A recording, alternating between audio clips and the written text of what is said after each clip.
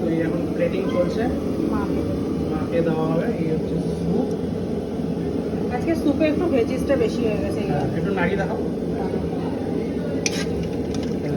পুরো veggies chicken.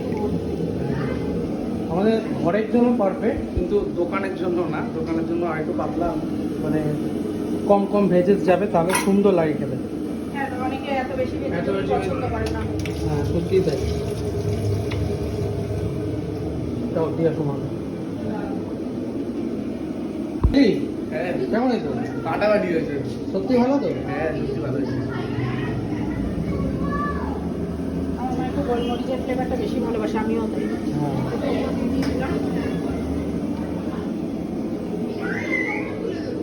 মামা, এদিকে আসো মা।